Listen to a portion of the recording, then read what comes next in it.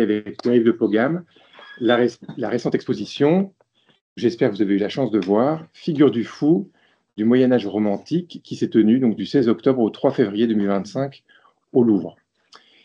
L'exposition est terminée, mais nous avons le grand plaisir donc, de vous accueillir à ce séminaire pour en parler et donner envie à ceux qui n'ont pas encore fait de se plonger aussi dans ce superbe catalogue qui permet de voir les choses avec encore plus de détails et de relief. Alors, Elisabeth Antoine-Koenig, vous êtes historienne de l'art, vous êtes une ancienne élève de l'École normale supérieure, vous avez été pendant 10 ans conservateur ou conservatrice, et vous êtes maintenant conservatrice en chef au département des objets d'art au musée du Louvre, chargée des collections de la période gothique. Et grâce à vous donc, et à Pierre-Yves de Pogam, nous avons eu le droit à cette formidable exposition qui a été un succès, aussi bien critique que public, puisque vous nous avez dit qu'elle avait été très fréquentée. Et c'est vrai que pour qui s'interroge sur, s'intéresse au passé et à la question de la folie, vous avez proposé une réponse à travers cette exposition en levant une partie du voile sur cette réalité méconnue qu'est la question de la folie au Moyen-Âge, à travers donc, cette exposition extrêmement riche, hein, plus de 300 œuvres, et dont nous allons parler ce soir. Alors, il faut d'emblée pointer quelque chose d'important. C'est un séminaire d'histoire de la psychiatrie, mais de psychiatrie, ce soir, il ne sera pas question. Voilà. Nous ne parlerons ni de psychiatrie, ni de pathologie mentale. Non pas que ce n'est pas des questions qui n'ont pas de sens pour le Moyen-Âge, mais en tout cas, tout ce qui se rapporte à la question de la médecine c'est pas la question, en tout cas, c'est pas l'enjeu de cette exposition. Il y avait bien une certaine médecine qui s'occupait de la question de la pathologie mentale à l'époque. La médecine des humeurs hippocratique et de l'Antiquité avait légué un certain nombre de choses, notamment des termes comme insania ou fureur ou frénésie, pour parler de la pathologie mentale. Mais même si donc, le fou faisait l'objet d'un discours médical, un discours religieux, un discours juridique, et je pense notamment au récent livre de Maud Ternon, Juger les fous au Moyen-Âge, qui est paru en 2018.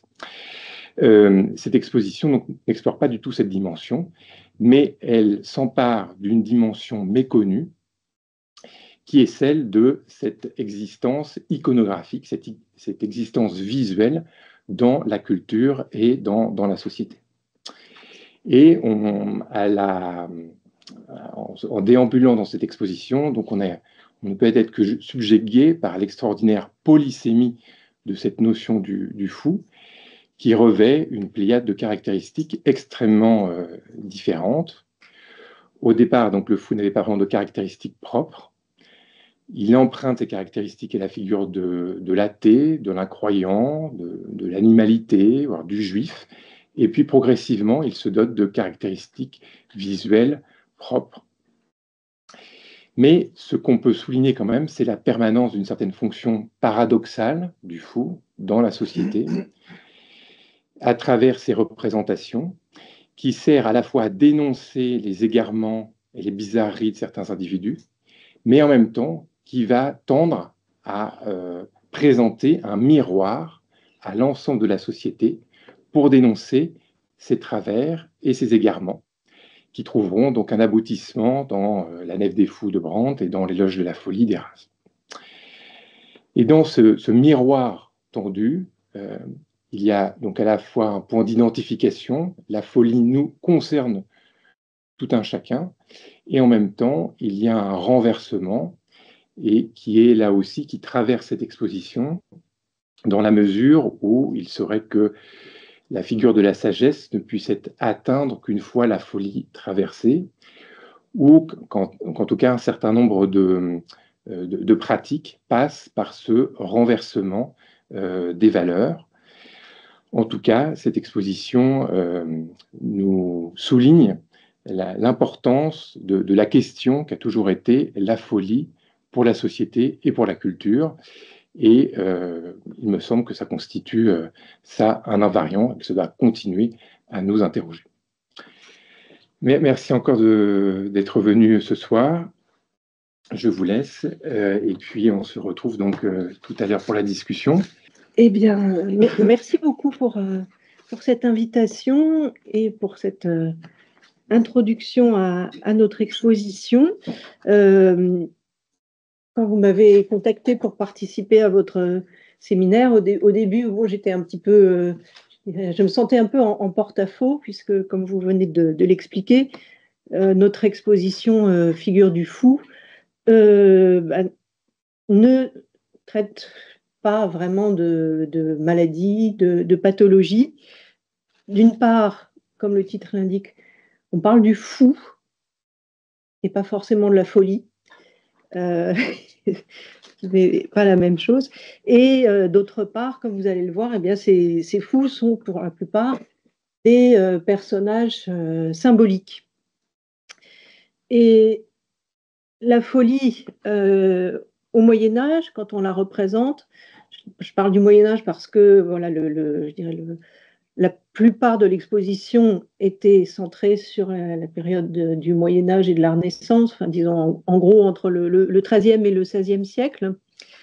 Donc, ce qui est représenté au Moyen-Âge et à la Renaissance, en général, quand on représente la folie, ce n'est pas une maladie, mais c'est l'absence de sagesse.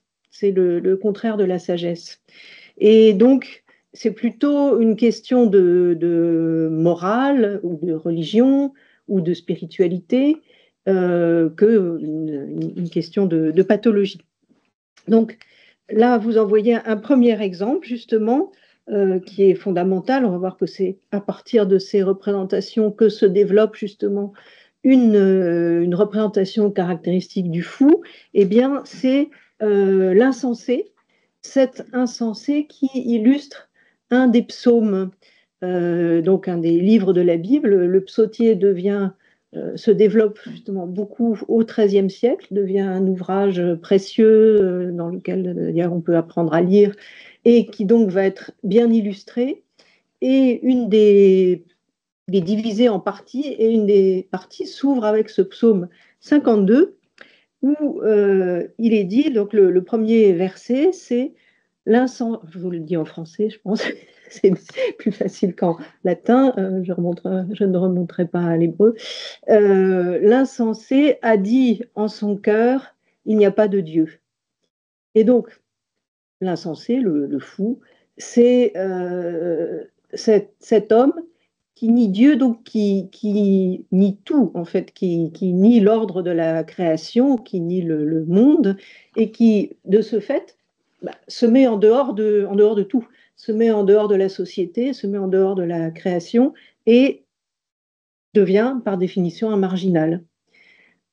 Un marginal qui va être représenté justement dans les marges des manuscrits, marginal dans tous les sens du terme, et qui, du coup, comme il est ce marginal, vous voyez comment on le représente. C'est un pauvre hère, c'est un type qui erre sur les chemins, qui est à moitié nu, qui est vêtu de haillons, et qui tient un bâton ou un gourdin, parce que justement, comme il est au banc de la société, eh bien, on lui jette des pierres, les chiens le poursuivent, les enfants le maltraitent, et il a besoin de ce bâton pour se défendre. Bâton qu'on va retrouver plus tard sous la forme de la marotte du fou, mais qu'il a, et le fou tantôt de cour, tantôt de carnaval ou de comédie, mais la marotte qui est la parodie du sceptre royal et qui va faire partie des attributs du fou. Alors, voilà. Autre exemple aussi où vous voyez que la notion de folie n'a rien de pathologique, c'est la parabole des vierges sages et des vierges folles, qui évidemment est très fréquemment illustrée, et en particulier dans la sculpture au portail des grandes cathédrales. Là, vous voyez une des gravures de l'ouvrage de Sébastien Brandt, La Nef des Fous. On reverra un peu plus loin, plus en détail, mais cet ouvrage qui évidemment est fondateur, La Nef des Fous, paraît en 1494 et va avoir un énorme succès, en partie parce que c'est un ouvrage qui est constitué de courts chapitres, qui a été écrit au départ en allemand. Sébastien Brandt est un magistrat strasbourgeois, donc il n'écrit pas en latin, il écrit en allemand, dans la langue commune, en vers, et de courts chapitres qui tous dénoncent un travers ou un vice de la société sous la forme d'une folie. Tout est folie. Et surtout, chacun de ces chapitres, il y en a 110 ou 113, débute par une gravure. Une gravure où on représente ces fous en train de faire des actions de stupides à mauvaises et perverses, il y a tous les degrés possibles. Et c'est ce qui va énormément contribuer à diffuser justement cette iconographie du fou. Donc là, vous voyez que ce sont les Vierges folles sont représentées en folles. Vous voyez ces bonnets d'âne avec les oreilles d'âne qui se terminent par des grelots, qui sont vraiment l'attribut principal de ces fous de la fin du Moyen-Âge. Donc là, on les représente en folles. Qu'est-ce qu'elles ont fait de fou en réalité dans la parabole? C'est simplement qu'elles sont négligentes. Elles sont un peu bêtasses, elles n'ont pas gardé leur lampe allumée, elles n'ont pas attendu l'époux. Et du coup, quand il arrive et que le festin commence, on ne les admet pas, la porte est close. En soi, ça ne paraît pas bien grave, mais en réalité, vous voyez ce qu'il y a à l'arrière-plan. Évidemment, tout ça est symbolique. Et leur sottise, les condamne à l'enfer. La porte est close, donc elles n'auront pas accès à la vie éternelle. Et c'est ça leur folie, c'est de ne pas avoir choisi la voie du salut. Donc, vous voyez comment toujours cette notion de folie, ici, elle est, elle est morale, elle est spirituelle.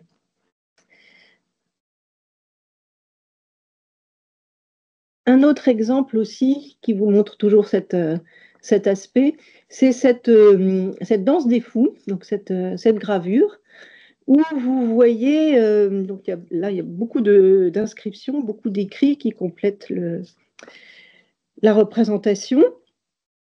Une gravure donc, qui date des années 1560, 1570, et vous voyez comment donc on a cette sorte de ronde de fous qui sont en train de danser sous le regard un peu désabusé de deux philosophes antiques que vous voyez dans leur niche.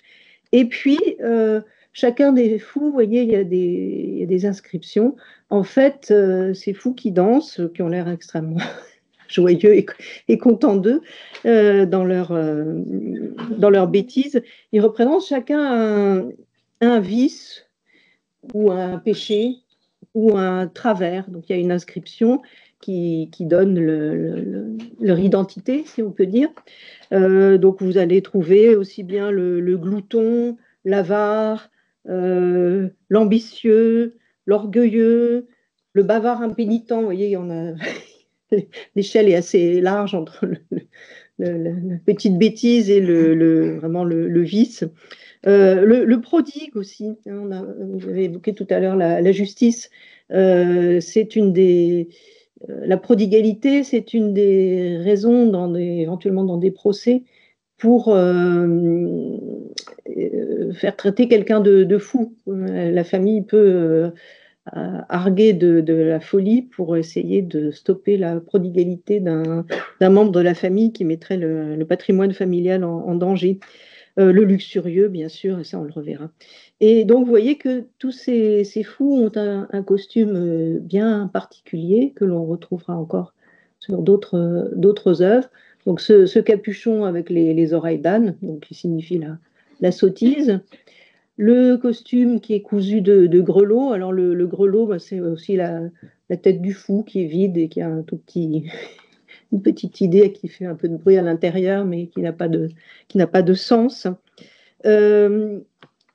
Ici, est-ce qu'on voit...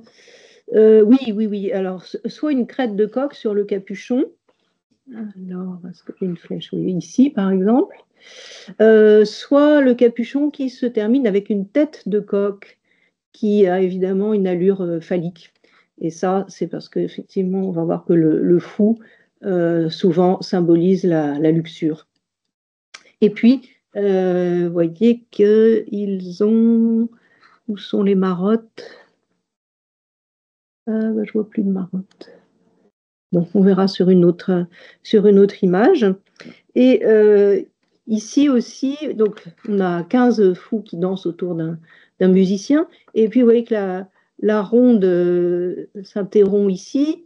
Il y a un fou qui tend la main. Pourquoi? Parce que tend la main vers le spectateur. Comme disait tout à l'heure le docteur Fromentin, le fou nous regarde, nous interpelle, nous fait entrer dans sa ronde et en général, voilà, nous tend un miroir pour nous faire réfléchir sur la sagesse ou la non-sagesse et nous faire entrer dans son monde.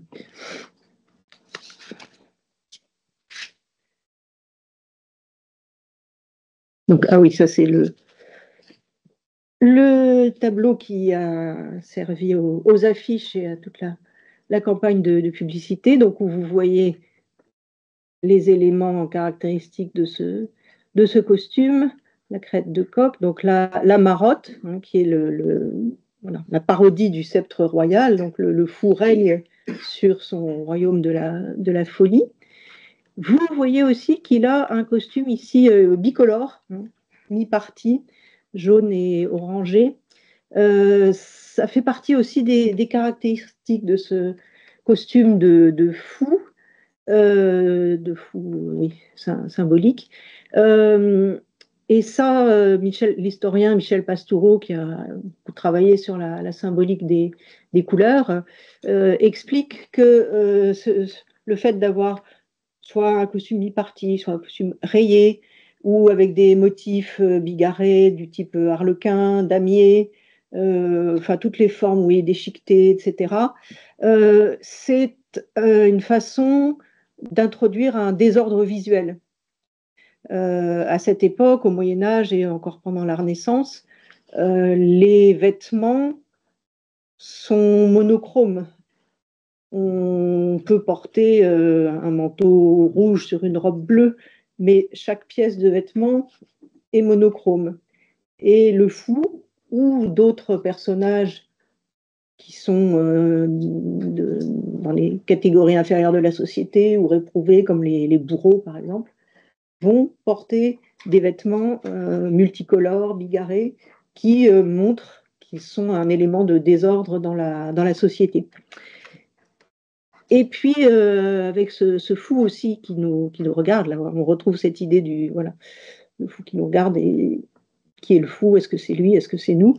Il y a aussi les lunettes, les besicles, que l'on retrouve assez souvent dans ces représentations de fous, parce que soit c'est une façon de se moquer aussi justement des érudits ou des faux sages, enfin des savants. Après, à cette époque, les lunettes sont les attributs des savants. Il n'y a pas beaucoup de gens qui s'usent les yeux sur les livres. Hein, mais est-ce qu'ils sont sages?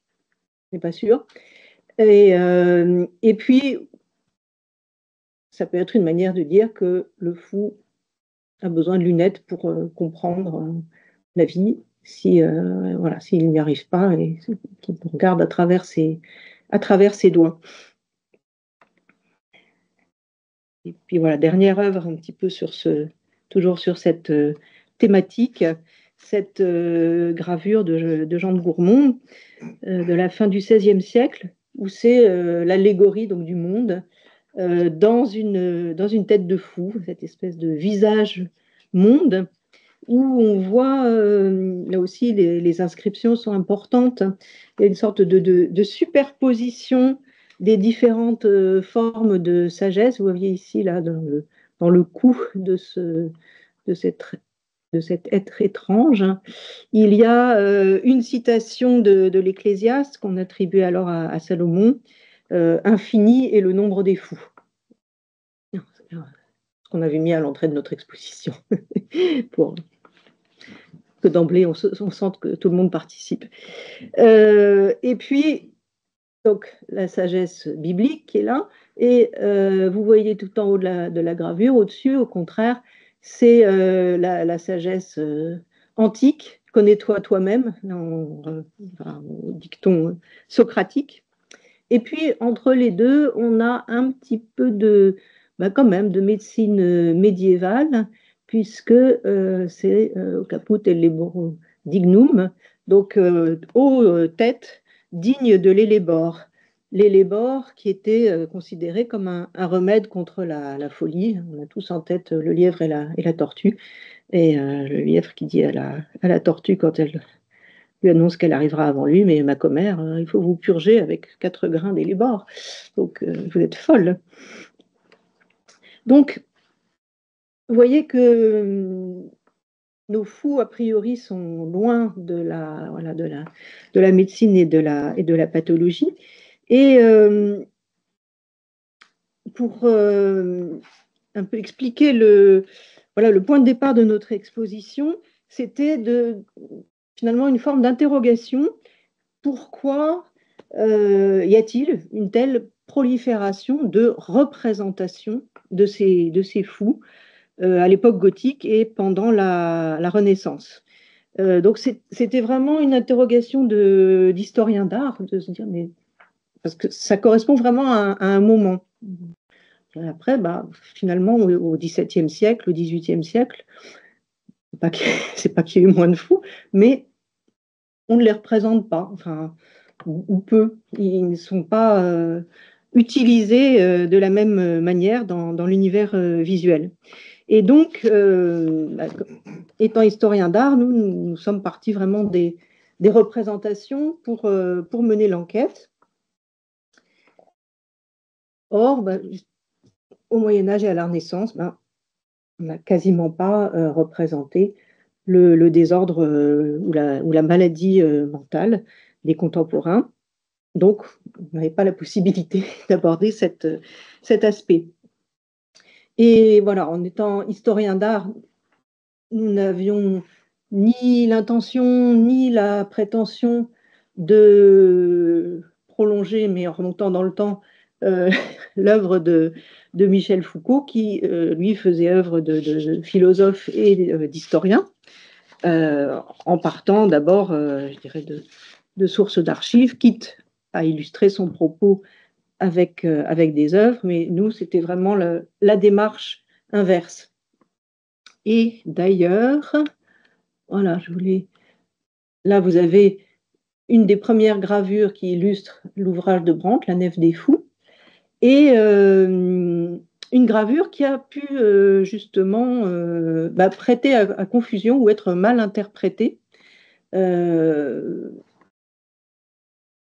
Il faut bien se dire que au Moyen-Âge, on n'a pas déporté les fous, on ne les a pas mis sur des bateaux pour les expédier ailleurs, s'en débarrasser.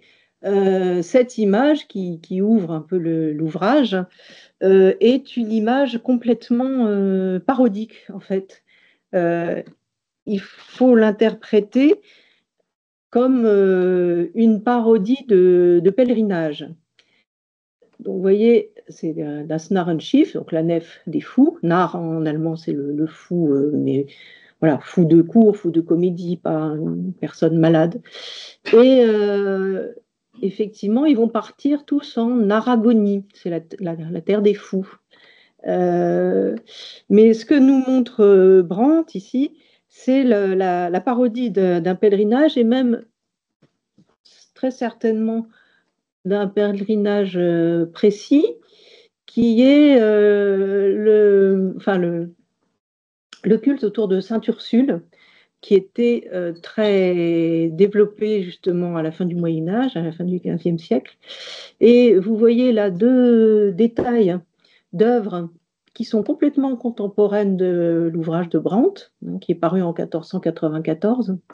D'un côté, c'est cette grande chasse en bois, chasse de Saint-Ursule, qui a été peinte par le peintre Hans Memling, et donc qui raconte la vie de la sainte.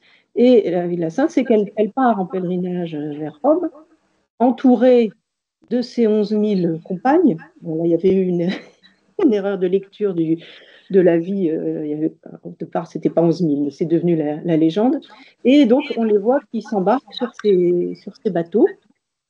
Et là, vous avez la même scène. Ah, je me fais de l'écho à moi-même. Peinte cette fois par Carpaccio à Venise, aussi dans les années 1490. Donc c'est vraiment quelque chose qui est très présent visuellement. Et là, vous voyez que sur ce bateau, en plus, je ne sais pas si vous arrivez bien à voir le détail, mais il y a le pape, il y a des évêques, etc. Et alors, je vais revenir en arrière. Ah non, attendez. Voilà.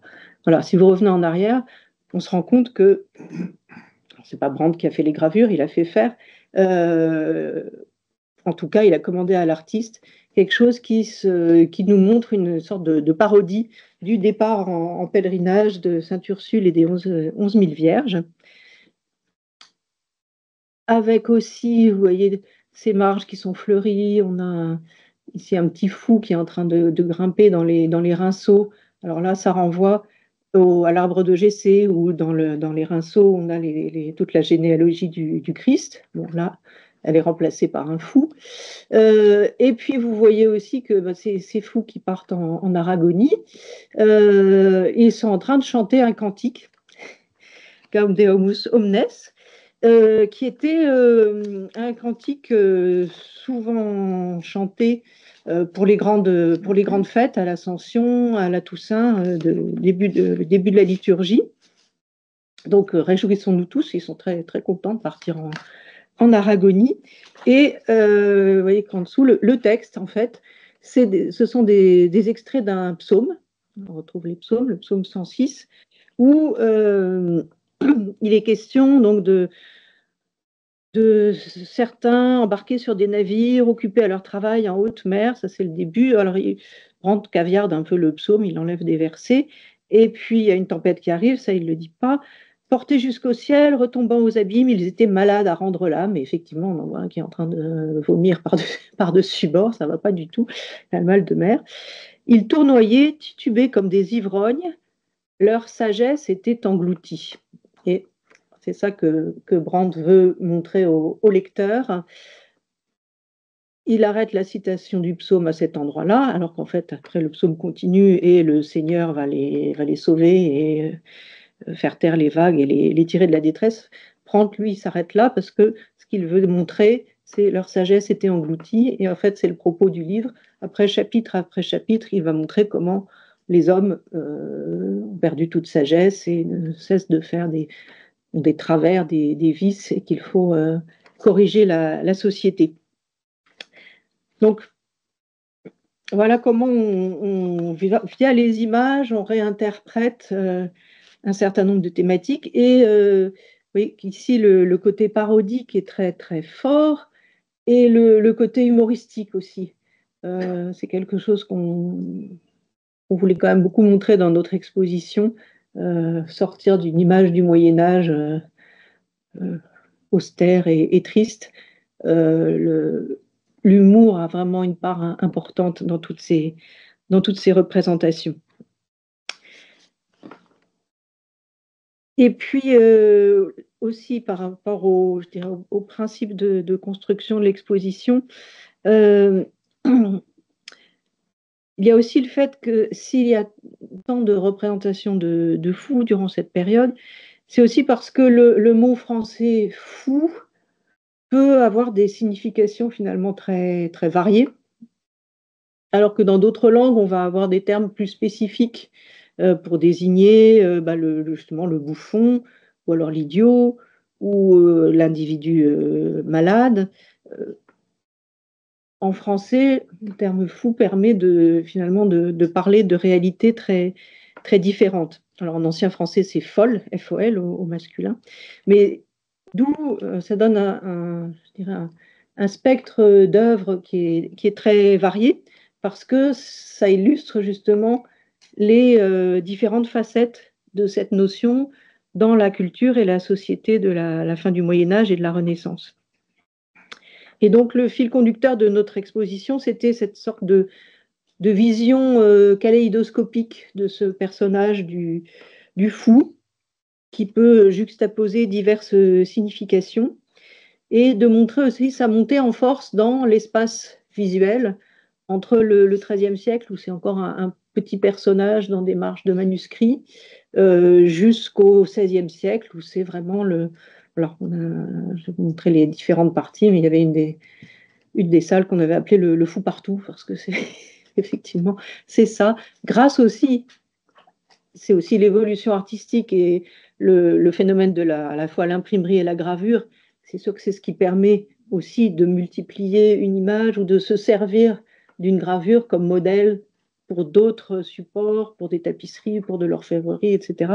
Et c'est ce qui permet la diffusion d'une image de manière vraiment extrêmement, extrêmement forte.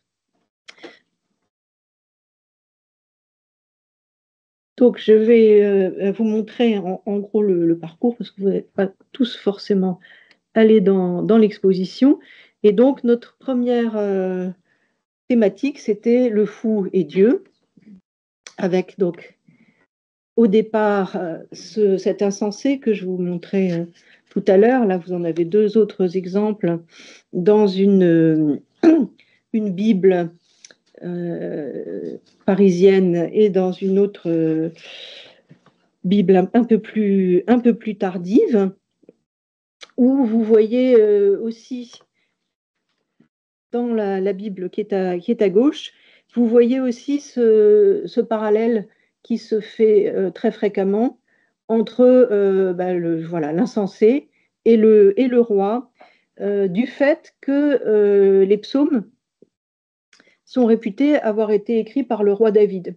Donc, quand on a cette représentation, est-ce que c'est David? Quelquefois, est-ce que c'est Salomon? Est-ce que c'est un roi générique? Mais il y a aussi visuellement très fréquemment cette association, cette forme de balance entre les deux personnages. Le roi Salomon, qui est censé être l'incarnation de la sagesse, et son fou, qui forme contrepoint, mais qui est parfois plus sage que lui.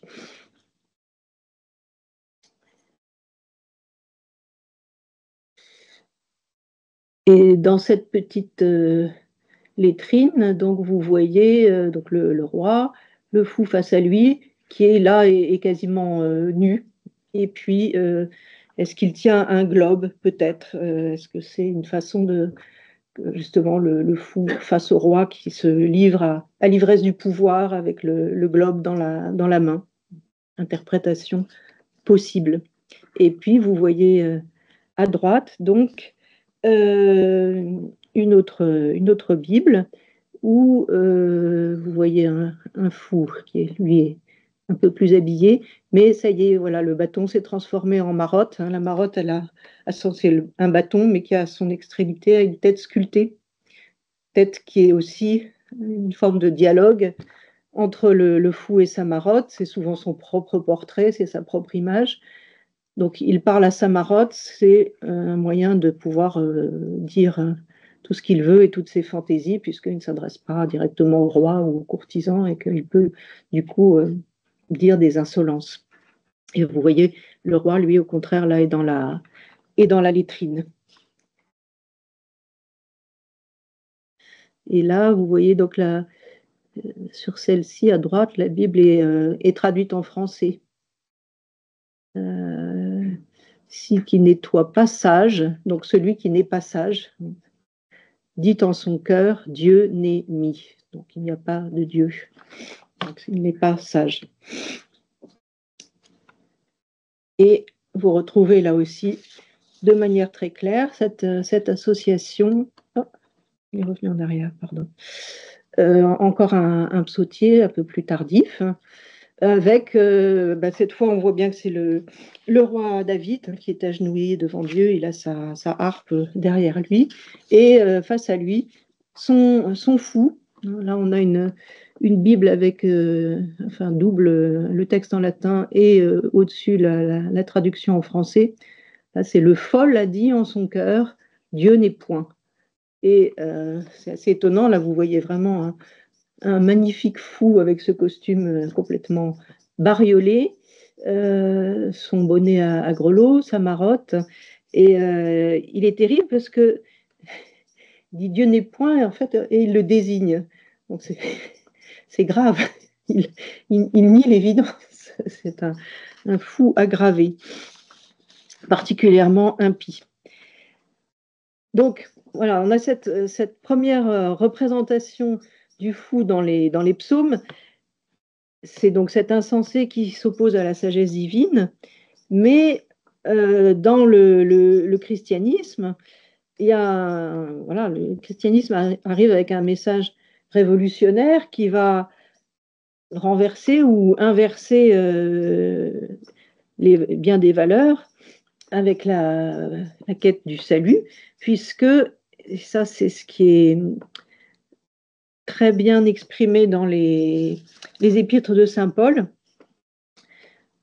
le Christ, c'est une folie.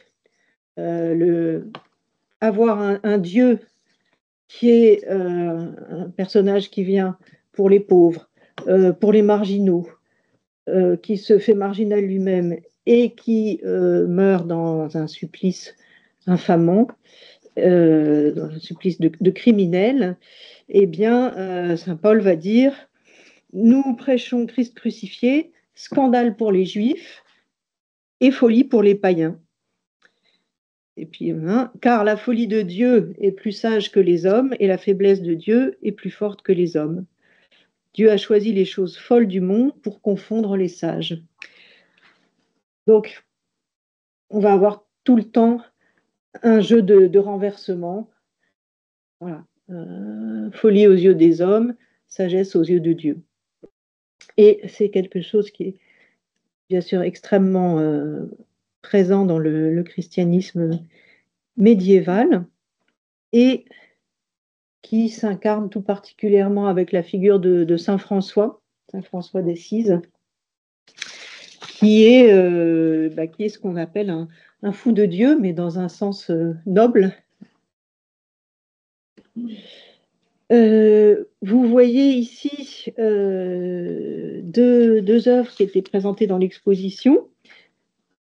Sur la droite, c'est un feuillet qui a été découpé, hélas, assez tôt d'ailleurs, je crois. Enfin bon, dans un ouvrage, un légendier, c'est-à-dire un recueil de vie de saints très illustré, qui a été peint au XIVe siècle pour le roi de Hongrie, Charles d'Anjou.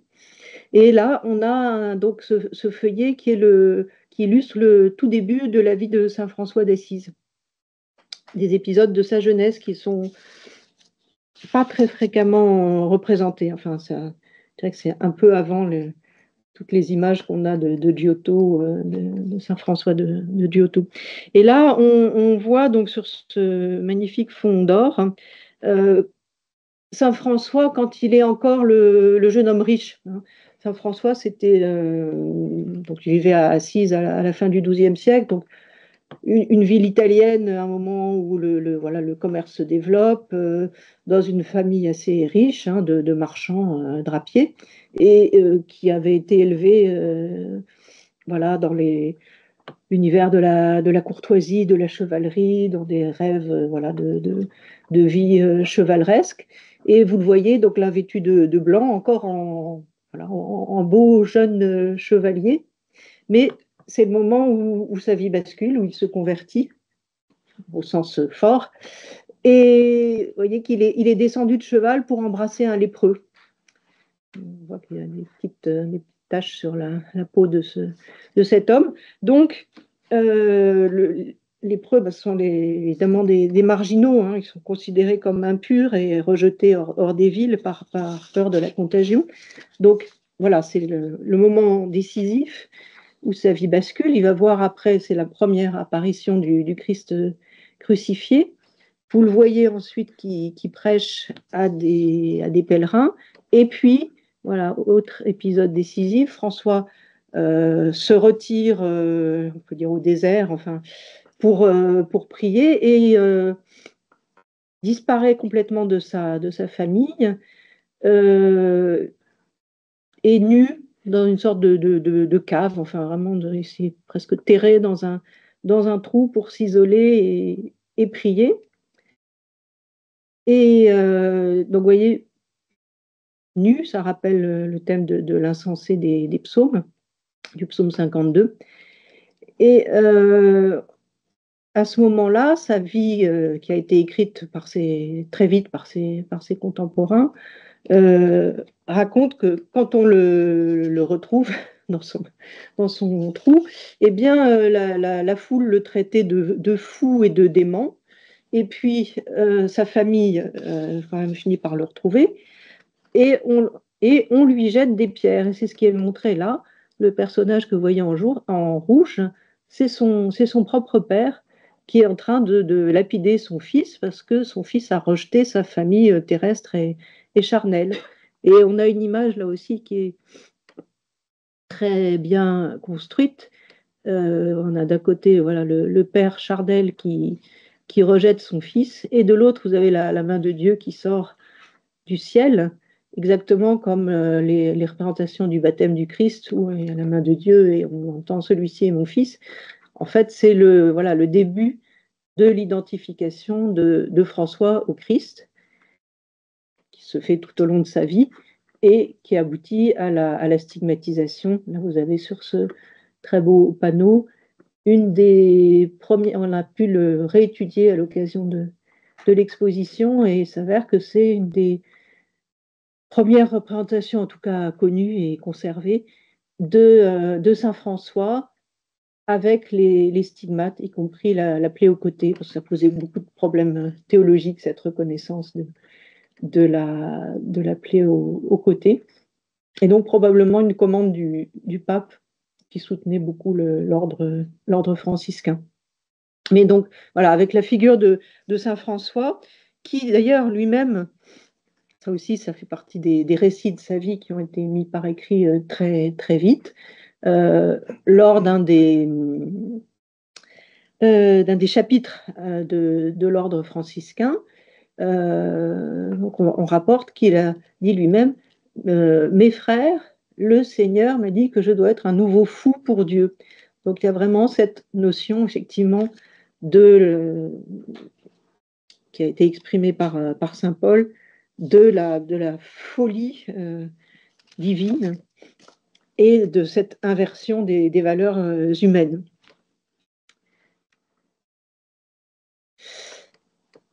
Alors après m'être arrêté donc sur l'insensé et sur le fou de Dieu, donc la deuxième partie de l'exposition, vous voyez qu'on avait demandé au scénographe de bien distinguer des espaces différents pour chaque thème, enfin d'avoir une couleur différente, créer un univers un peu différent, une ambiance différente. Alors le fou et l'amour, là, on va de l'amour courtois à la luxure, on y reviendra ensuite. Après là, avec le fou à la cour, là, on quitte les personnages symboliques pour essayer de rencontrer des personnages réels et historiques. Et puis le fou en ville, c'est la question du carnaval, des fêtes des fous, où là on a effectivement, c'est le moment d'épanouissement justement du costume du fou, hein, qui va revêtir un costume pour les fêtes et pour les animer. Le fou partout, là on est effectivement en plein XVIe siècle et entre Brandt et Erasme, ou entre Bosch et Bruegel. Et puis la dernière section, c'était, voilà, en fait, il y a un moment d'éclipse, hein, entre la fin du XVIe siècle La fin du 18e, début 19e, où voilà, des artistes vont de nouveau s'intéresser au bizarre, à l'étrange, aux rêves, aux créatures hybrides, et puis au moment où se développe la psychiatrie, mais on ne va pas tellement en parler ce soir parce que ça, vous le connaissez bien et même mieux que moi. Donc, je vais revenir plutôt sur les fous de cour.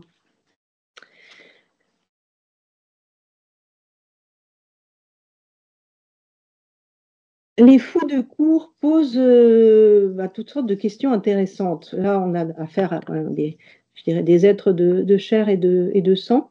Et là, vous avez ces deux grandes gravures là, que j'ai mises bout à bout sur l'image, qui font partie d'une immense série de grandes planches, hein, chacune est à peu près comme ça, qui ont été gravées à la demande de l'empereur Maximilien, l'empereur du Saint-Empire romain germanique, qu'on appelle le triomphe de Maximilien, et il a fait représenter toute sa cour, en fait.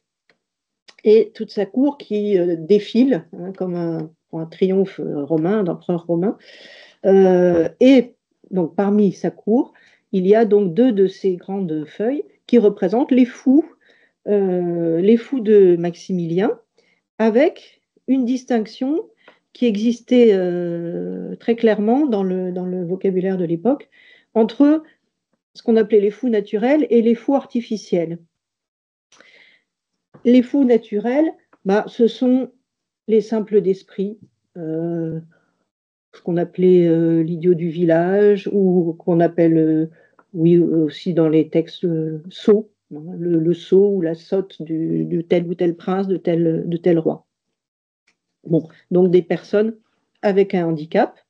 Et là, vous les voyez donc dans ce char, ce sont les fous naturels.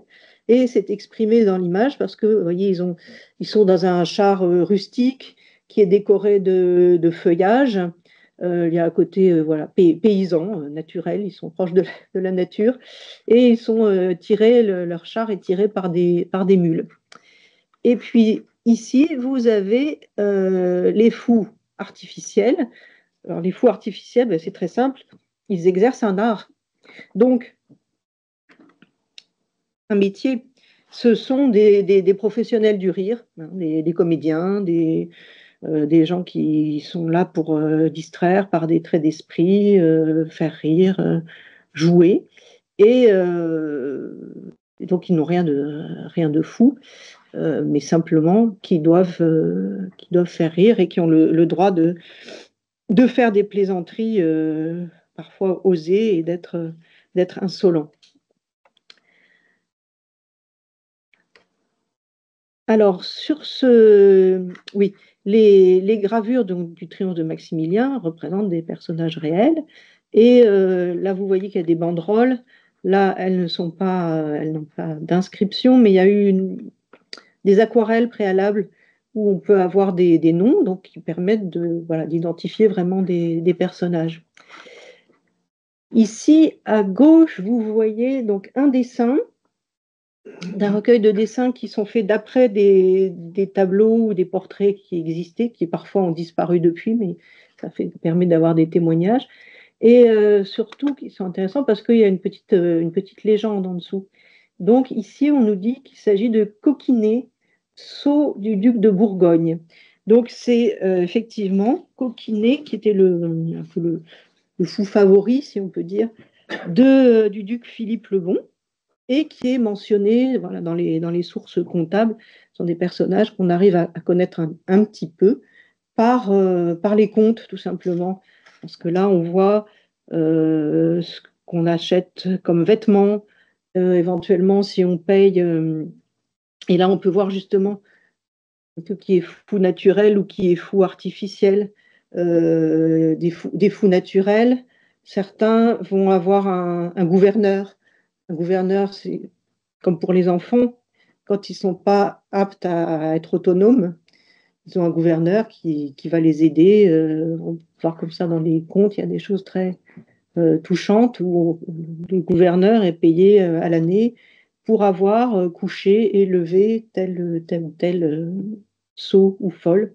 parce qu'il a besoin qu'on s'occupe de lui. Alors, Coquinet, ben, vous voyez qu'il a voilà, des avantages physiques, il est bossu, il est atteint de microcéphalie, il est tonsuré, ça on reviendra ensuite là-dessus sur la tonsure qui est fréquente. Il a un visage disgracieux, vous voyez qu'il tient un bâton, hein. On retrouve là un peu le topos de l'insensé. Donc, on est assez certainement en présence d'un fou naturel qui avait des handicaps. Et à la fois, il y a des choses un petit peu, voilà, le fait d'avoir le bâton, ça reprend une iconographie plus ancienne, mais dans le dessin est assez touchant parce qu'on a vraiment l'impression de voir un vrai portrait avec un visage qui est fatigué, un regard qui est fatigué, un visage un peu triste, des chairs affaissées. On est vraiment dans une forme de réalisme qui est assez touchante. Et puis vous avez à droite ce portrait, alors qui est anonyme pour le peintre et jusqu'à peu anonyme pour le personnage représenté, qui, vous voyez, est vêtu de très beaux vêtements, avec des soieries, qui portent des bijoux, des bagues, une chaîne, des petites broches, ce qu'on appelle des appliqués sur sa toque. Et en fait, il semble que ce personnage soit un des fous de Maximilien, que ce soit celui qui est représenté ici au centre du char des fous naturels. On trouve exactement sa toque avec sa plume d'autruche, les petits affiqués. Et donc, c'est probablement voilà, un des fous naturels de Maximilien. Alors, ce qui est assez frappant ici, je pense, par rapport aussi aux idées reçues qu'on peut avoir, c'est vrai que le thème des fous ou des bouffons a été assez à la mode enfin, pour les historiens du 19e siècle. Et il y a eu voilà, des histoires qui ont été écrites, mais qui ont contribué à colporter des idées un peu fausses, enfin, en partie au moins. Là, vous voyez que donc, ce personnage, qui est très vraisemblablement un des fous naturels de Maximilien, il est vêtu en courtisan.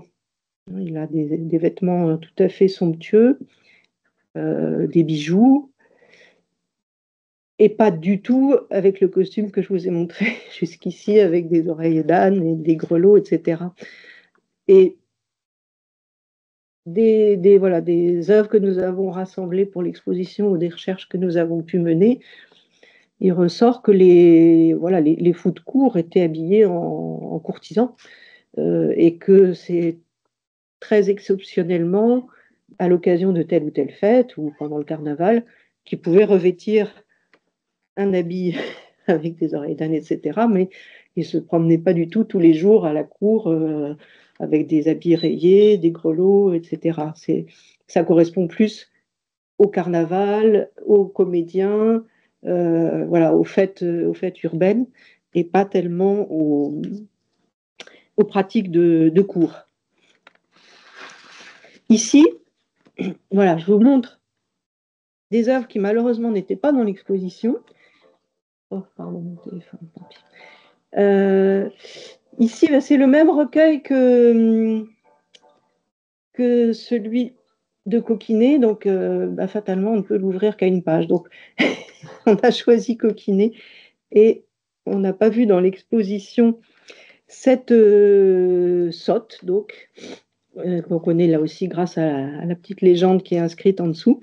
C'est Nutgun, la sotte de Marguerite d'Autriche. Donc ça, c'est probablement d'après voilà, un portrait qui a disparu depuis et qui a été relevé par ce même Jacques Le Bouc dans ce gros recueil. Donc, Nutgun, qui a aussi un visage assez déformé, assez probablement folle naturelle aussi. Et puis, vous avez à droite ce magnifique portrait de la folle de la reine Anne de Hongrie, Lisbeth, dite aussi voilà, Lisbeth l'idiote, Lisbeth la sotte, qui elle, est très étrange, à la fois par son costume, avec ce chapeau pointu, hein, qui est inhabituel, on n'en connaît pas d'autres. Vous voyez qu'elle a aussi autour du cou cette sorte de collier où sont enfilées des bagues. Alors peut-être, on a pu dire que c'était peut-être une bohémienne qui pratiquait la magie. En tout cas, elle a un regard très, très perçant. Elle regarde vraiment le spectateur et on ne sait pas très bien si elle, aussi, si elle se moque si elle se moque un peu, si elle est malicieuse. Et elle a un côté, oui, vraiment étrange. Et oui, c'est un peu oui, l'étrangeté fondamentale du fou. Et puis, si on continue cette galerie de portraits, là, vous avez un peu gens qui rient et gens qui pleurent, hein, avec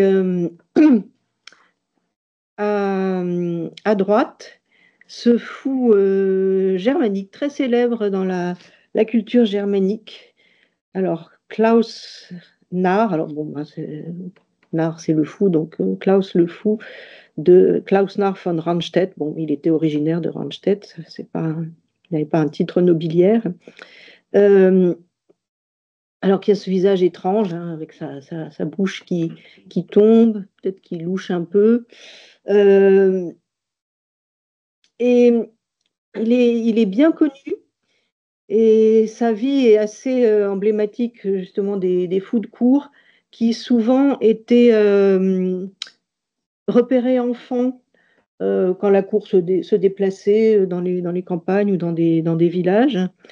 Euh, et là, c'était son cas. Il a été repéré à l'âge de 9 ans par le prince électeur de Saxe qui l'a emmené à la cour. Et après, voilà, s'ils se comportaient bien, ils étaient comme adoptés et ils passaient toute leur vie à la cour dans l'entourage princier, comme voilà, vraiment un familier. Et ce Klaus Narr a eu une gloire posthume puisque on a publié après sa mort toutes sortes d'anecdotes. Il y a plus de 600 histoires dans un volume de ces facéties, voilà, ces blagues, alors qui, quand on les lit, nous ne font pas tellement rire en général, mais bon, voilà, c'est l'humour d'il y a 500 ans. Et donc, voilà, il est très connu grâce à ce recueil qui est resté dans la littérature germanique. Mais voilà, il y a à la fois ce côté voilà, farcesque de recueil de blagues, mais c'était aussi un personnage inquiétant, puisque voilà, dans les histoires qui ont été recueillies, il avait aussi des dons de prophétie. Et donc, il avait mais des prophéties en général négatives. Il prédisait à l'avance les catastrophes, le pont qui allait s'effondrer, les incendies, etc. Donc, à la fois, il faisait rire, mais il était aussi un peu inquiétant. Mais voilà, grande célébrité, hein, grâce à ce recueil notamment, puisque vous voyez là un dessin qui a dû servir à préparer une gravure qui a illustré justement le recueil de ces facéties. Et donc on retrouve tout à fait le même portrait, le même personnage. Et vous voyez que, voilà, comme un grand auteur latin ou grec, il est entouré de ses vertus, vous voyez, fama, hein, donc la renommée, hein, il est au-dessus de la renommée avec ses trompettes. On retrouve encore une deuxième fois fama, donc c'est la renommée qui l'entoure. Et puis là, vous avez dans ces petits médaillons les vertus qui le caractérisent. Alors, la vérité, donc la vérité que le fou pouvait dire sans crainte. Prudence, c'est plutôt dans le sens, oui, l'ingéniosité aussi qui lui permettait de résoudre des problèmes, des énigmes, de simplicité, c'est simplicité au sens clairvoyance, justement, le fait qu'il pouvait voir des choses qui n'étaient pas accessibles aux gens ordinaires, et don de Dieu. Don de Dieu, donc voilà, cette sorte d'altérité qui est à la fois un privilège et un destin, qui a un côté comique et un côté tragique. Et aussi le fait que voilà, sa forme d'esprit est un signe d'élection aussi, un don de Dieu. Donc là, il y a vraiment assez rassemblé toutes les ambiguïtés et les oppositions qui coexistent à l'intérieur de cette notion de folie, de fou naturel. Et puis je reviens à un autre Jean qui rit, c'est le fameux Gonella, enfin intitulé Gonella, un des bouffons de la cour des Est à Ferrat. Alors c'est un portrait qui était autrefois attribué à Fouquet, qui ne l'est plus. Maintenant, on pense que c'est plus Gonella non plus, mais enfin bon, il faut bien lui donner un nom. Donc c'est plus pratique de l'appeler Gonella. En tout cas, c'est sûrement un fou, avec ce costume rayé. Vous voyez qu'il y a un petit grelot ici, il ne saute pas aux yeux, mais il y a quand même un grelot. Qui nous regarde là aussi avec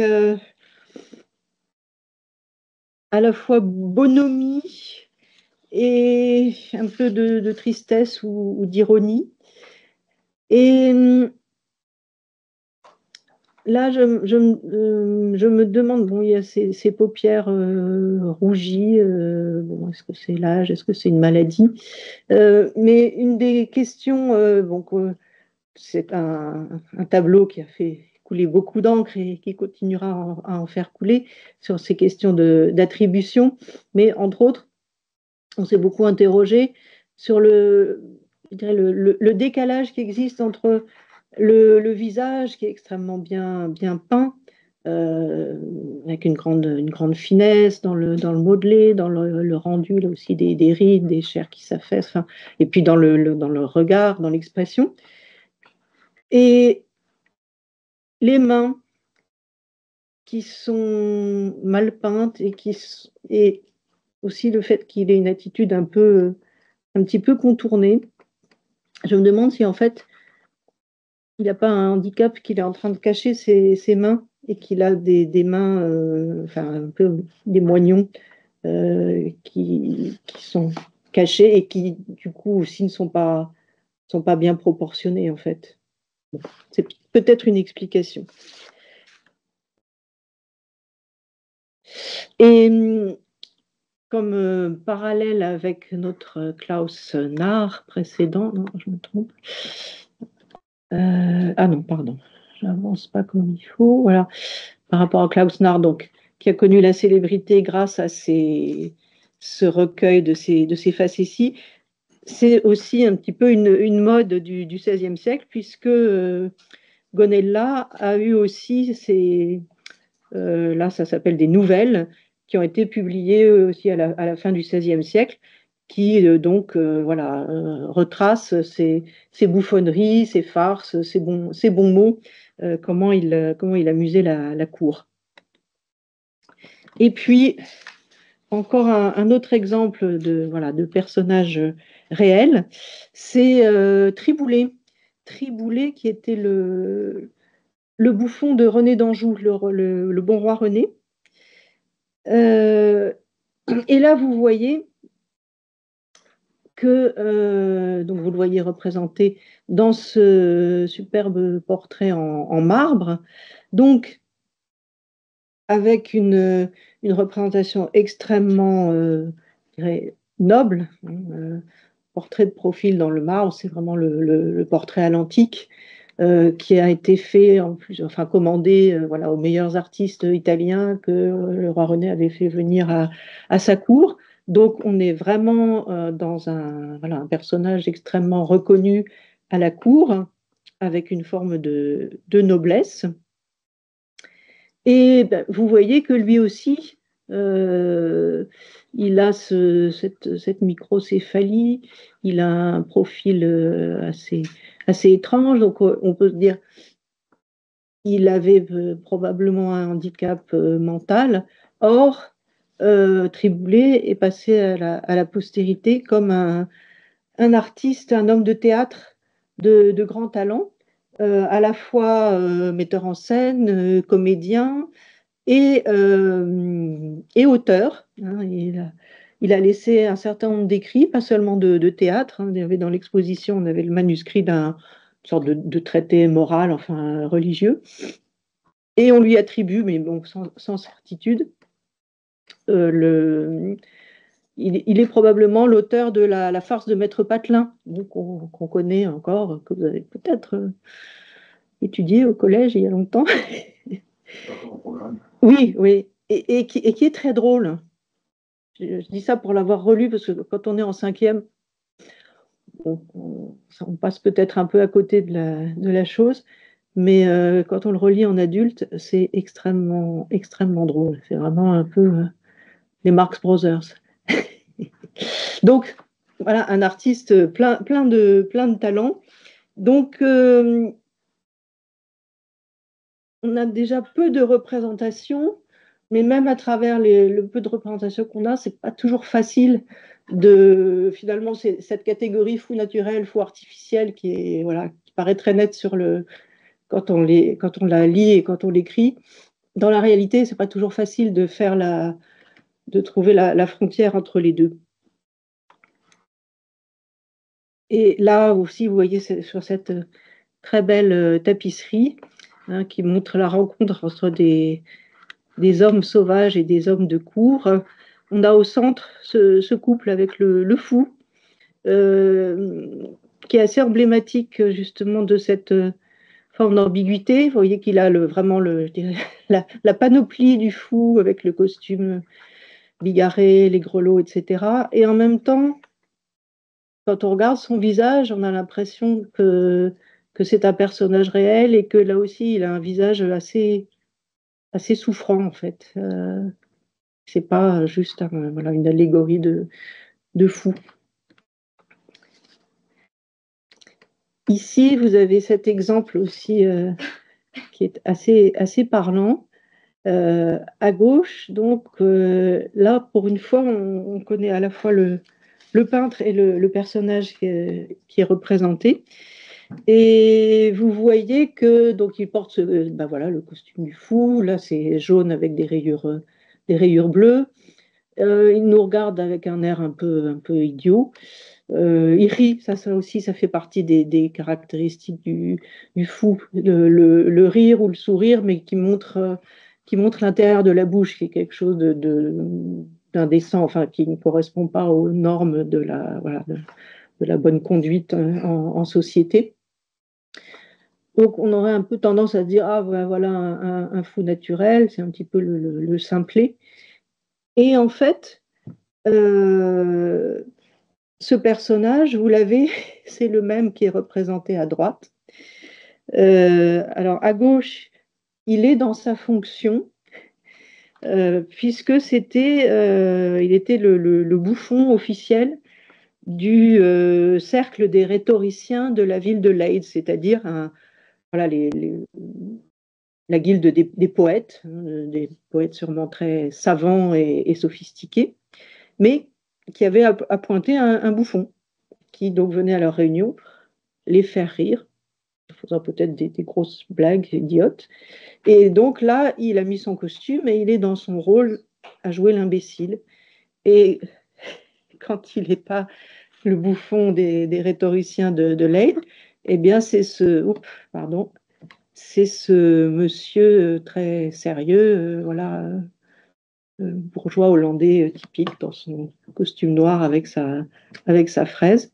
Et pourtant, c'est le même homme. Donc là, je pense qu'on comprend mieux en quoi ces vêtements sont vraiment une sorte de déguisement, enfin de costume, pour incarner un rôle de, de fou.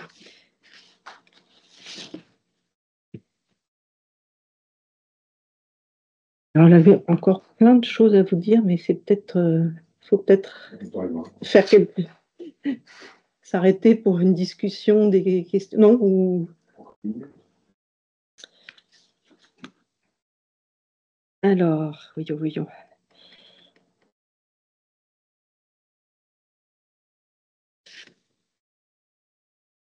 Non, pardon.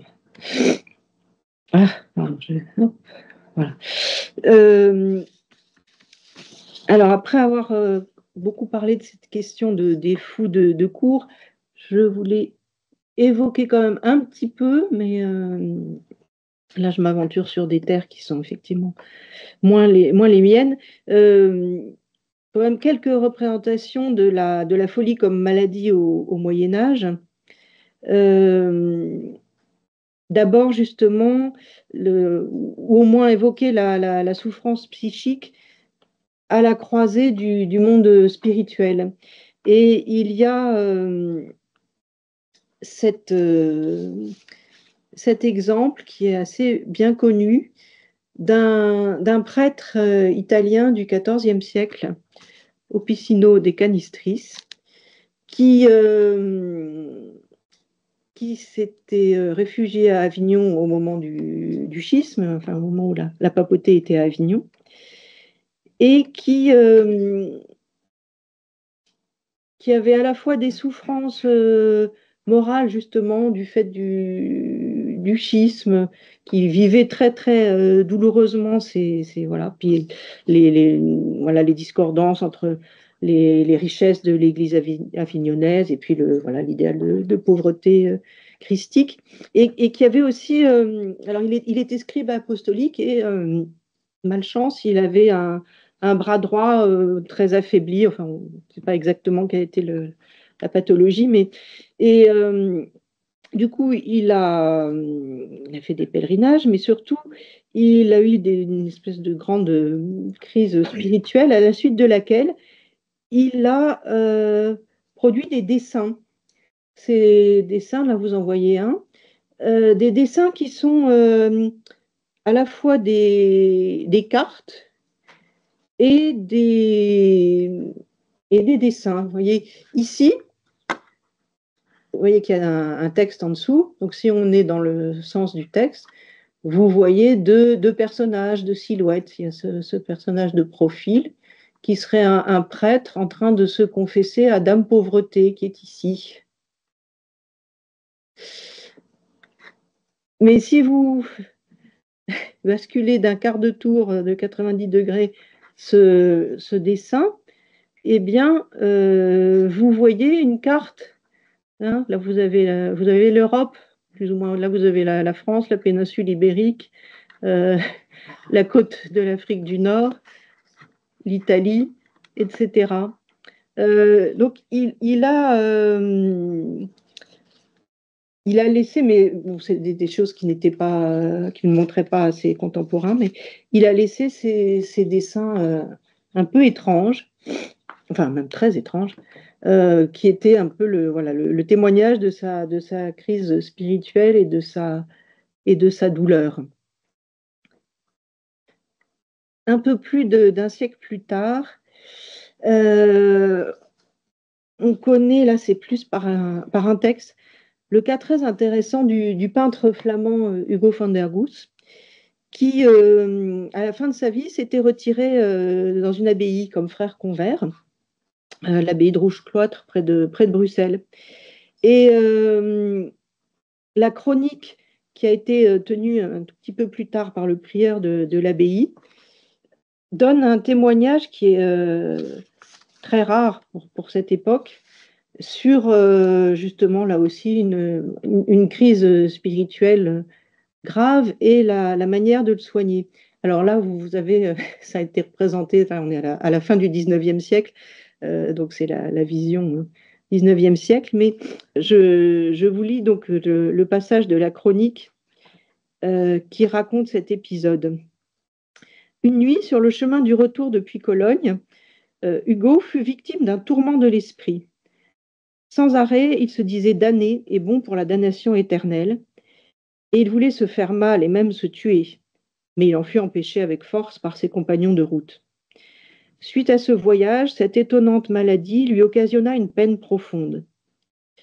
Ayant reçu de l'aide, les voyageurs parvinrent cependant à Bruxelles, et le père prieur Thomas fut aussitôt appelé. Celui-ci, voyant et entendant l'affaire, soupçonnait qu'il était frappé du même mal qui avait tourmenté le roi Saül. Se rappelant comment Saül avait été soulagé grâce à David qui jouait de la cithare, il permit qu'on entonne de nombreux chants devant le frère Hugo, c'est ce que vous voyez sur le tableau avec les petits enfants de chœur, mais aussi qu'on produise des scénettes récréatives par lesquelles devaient être repoussés les fantasmes de son esprit. Donc, à la fin du XVe siècle, on a voilà, le début de l'art-thérapie.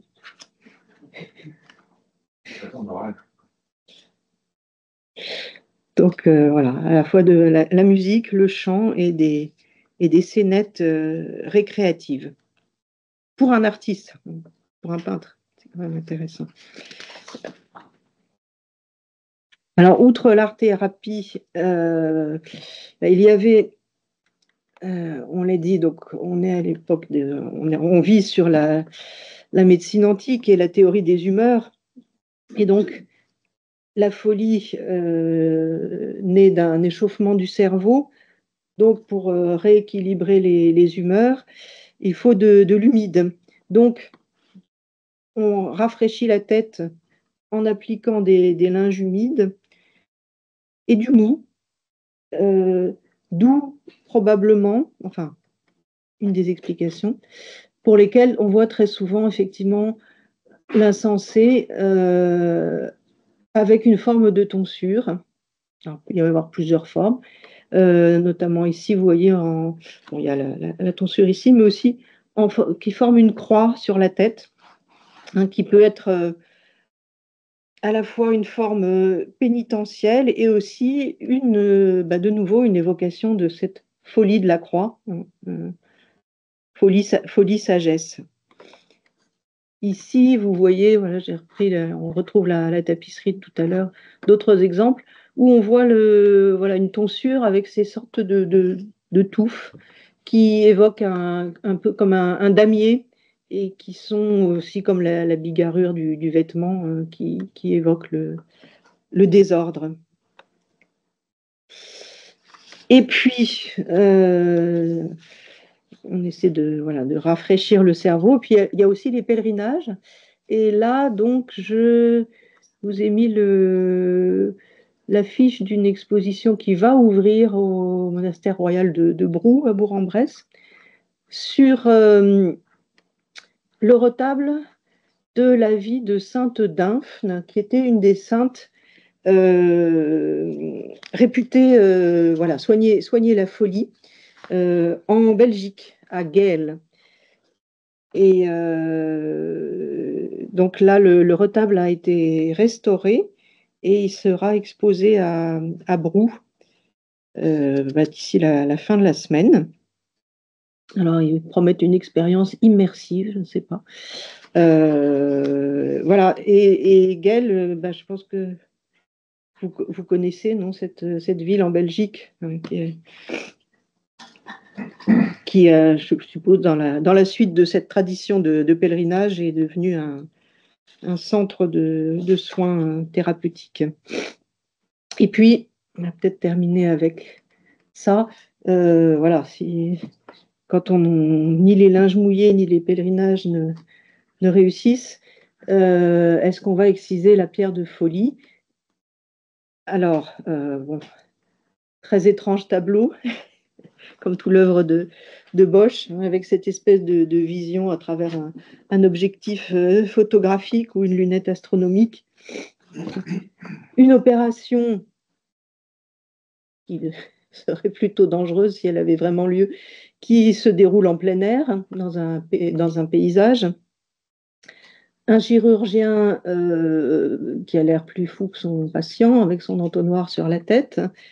Des assistants qui ne valent guère mieux, avec la sœur infirmière qui a son livre fermé posé sur la tête. On pense que le contenu n'a pas dû beaucoup imprégner son cerveau, il ne doit pas avoir beaucoup de savoir.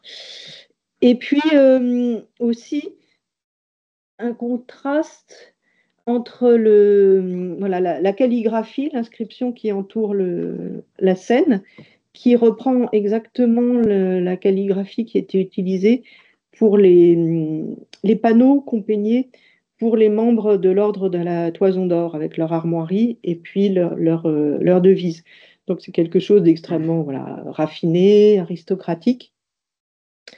Mais le contenu de l'inscription est un peu déconcertant, puisque, alors là je vous le dis aussi en français, en fait c'est le patient qui parle au chirurgien, qui lui dit: Maître, coupe vite la pierre, mon nom est, alors, Lubert Das, ce qui veut dire en traduisant blaireau castré.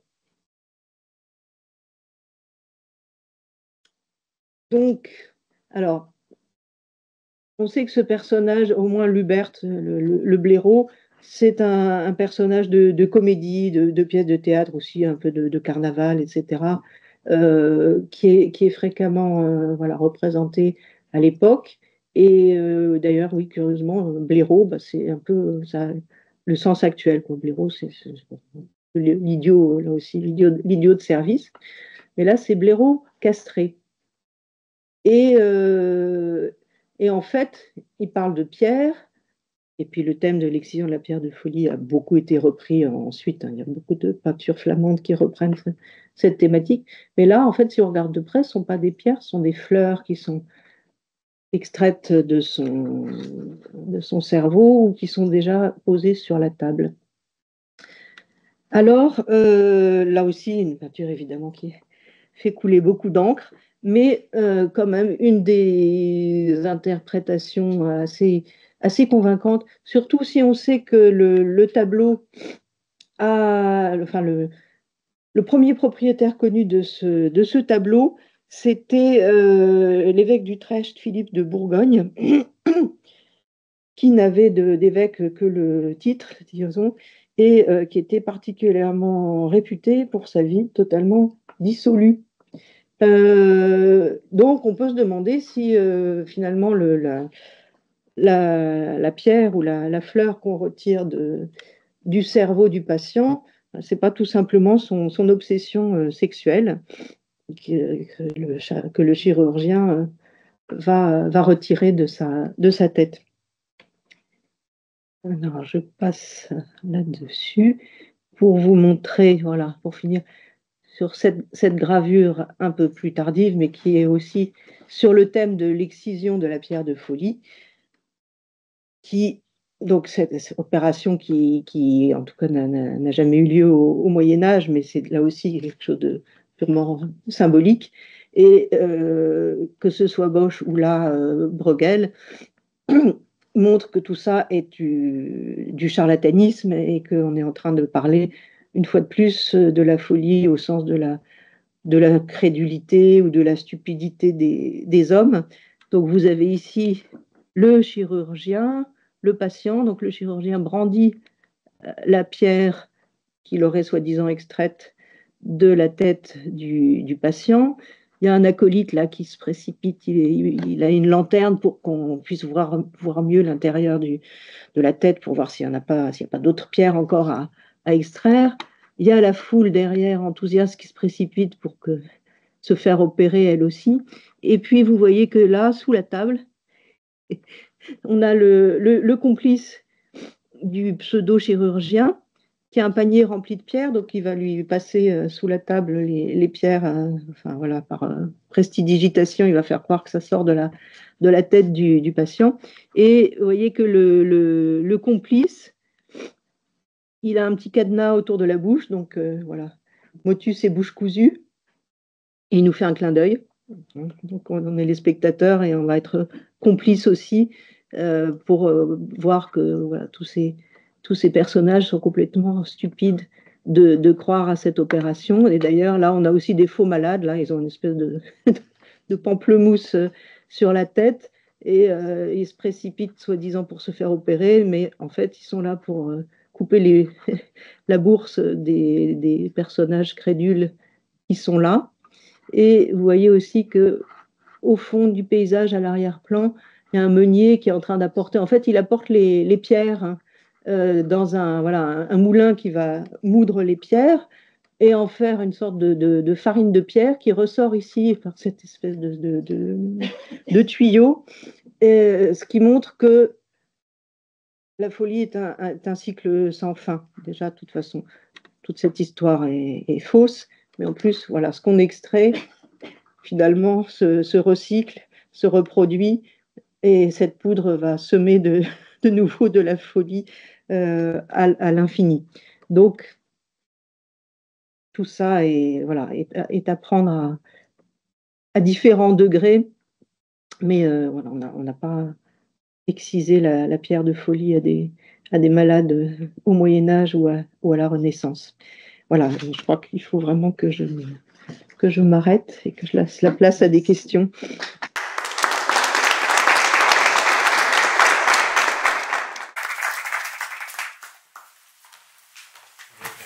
C'est vraiment passionnant.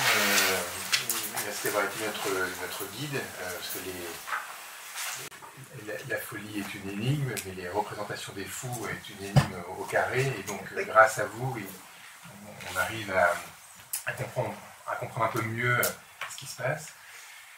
Et je vous remercie d'avoir fini par cette extraction de la pierre de la folie, parce que c'est aussi une grande avancée de l'exposition, une des nombreuses avancées, que de faire tomber un petit peu ce mythe qui a duré pendant si longtemps. On a été un peu dupe de ces représentations, donc il n'était fondé sur aucune pratique concrète.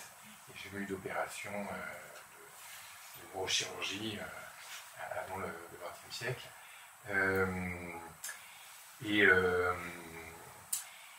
Je voulais vous interroger par contre sur quelque chose donc, qui est en creux, qui est cette, je n'en ai pas forcément parlé, mais qui est la fête des fous, donc, qui était une journée spéciale organisée, dont Hugo a parlé dans Notre-Dame de Paris, et où l'ordre était renversé, où le fou était couronné évêque ou pape et avait la première place dans l'église. Mais de ça, donc, il n'y a aucune représentation figurée. Non, enfin, on n'en connaît pour le moment aucune.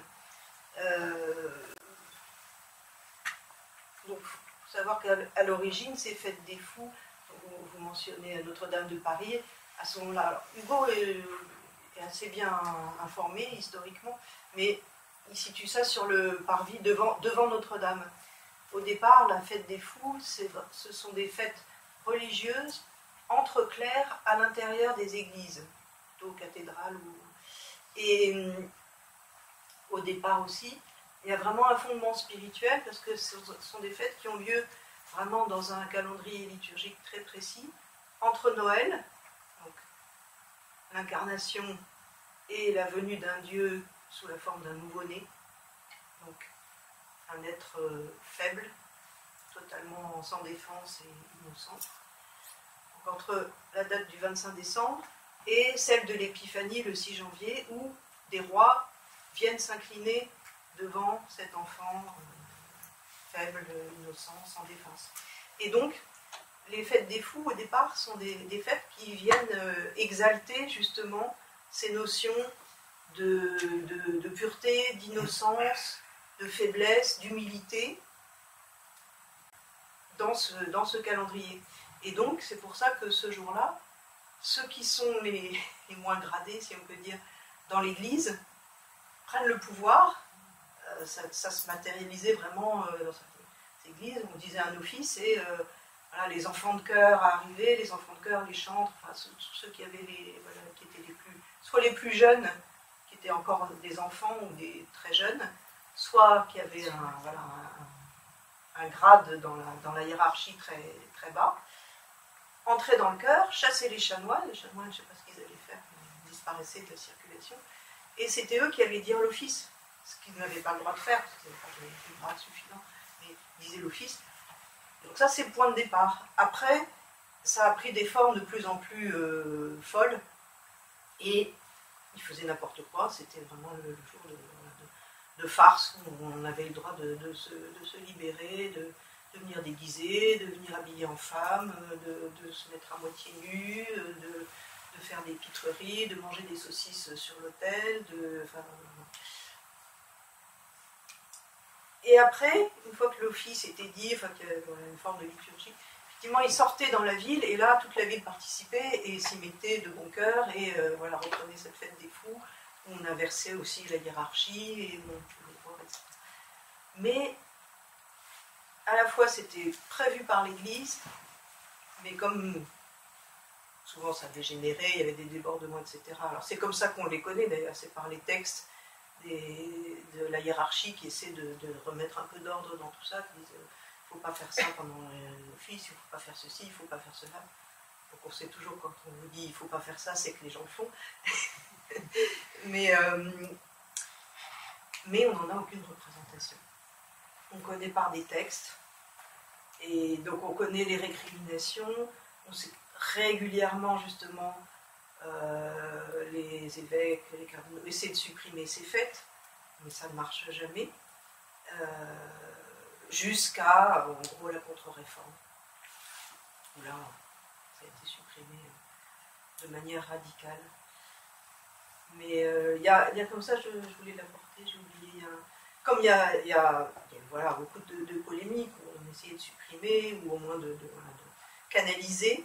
Et il y a un beau texte du début du XVe siècle d'un des théologiens de la faculté de Paris qui défend la fête des fous en disant mais nous avons tous de la folie en nous et nous sommes comme des vieux tonneaux. Si on n'ouvre pas la bombe de temps en temps, nous allons exploser. Il faut nous laisser ouvrir la bonde, mais c'est vrai que c'est fête des fous. À la fois, il y avait une journée où on pouvait vraiment faire n'importe quoi, mais bon, le lendemain, c'était fini. Chacun reprenait sa place. C'était très, très ritualisé, très... Alors, il y avait 24 heures où on pouvait tout s'autoriser, mais après, bon, chacun revenait dans son rôle. Et cette profusion de représentation du fou, et puis marquée quand même dans son sang par un interdit quand même de représentation de cette fête. Donc quelque chose qui ne répond pas à cette logique de la profusion, de la diffusion comme ça dans beaucoup de domaines. Oui, oui, mais ce qu'on voit, oui, c'est un fou laïque, et c'est vrai que c'est enfin, on a beaucoup cherché, mais il n'y a pas Alors, dans les marges de manuscrits, par exemple, quand on voit des créatures hybrides, étranges, il y a certaines représentations dont on se dit ça doit bien ressembler quand même à un épisode de Fête des Fous, quand on voit par exemple un personnage ou un animal qui a une mitre sur la tête et qui est sur un âne mais à l'envers, parce que ça c'était un signe d'infamie. Donc on faisait des processions comme ça aussi, justement parodiques.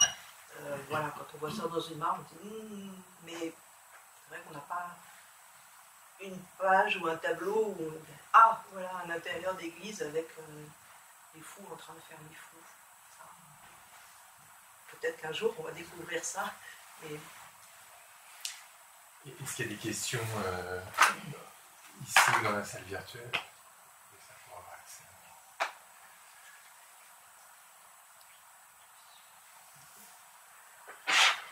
Oui. Est-ce que vous pourriez revenir sur la dernière gravure que vous nous avez montrée de Guillaume, je crois, sur la Est-ce figure, que vous pouvez parler bien fort pour les gens qui sont en ligne, s'il vous sur plaît? la figure de l'œuf, parce que c'est quelque chose que je crois que j'ai vu chez d'autres, Oui. dans d'autres peintures de Jérôme Bosch. Oui. Alors, Le tableau qui est à Lille. voilà. Oui.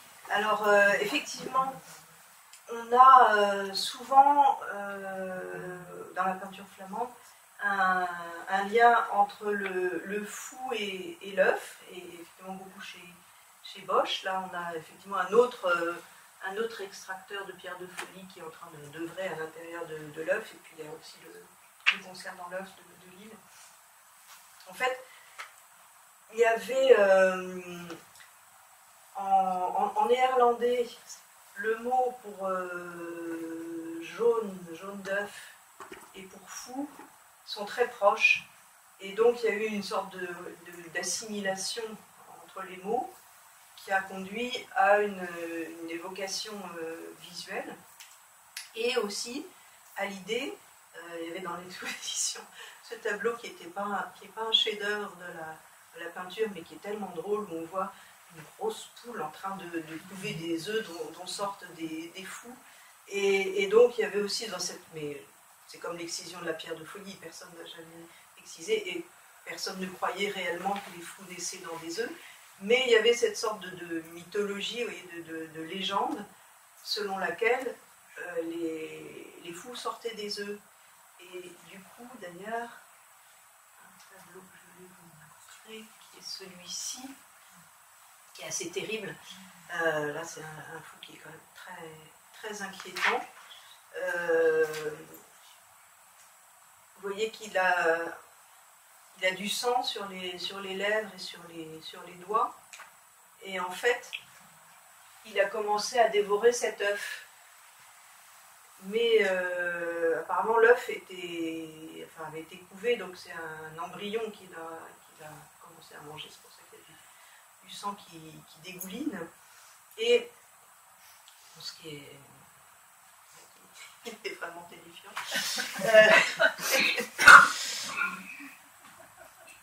Alors pourquoi on nous montre ça?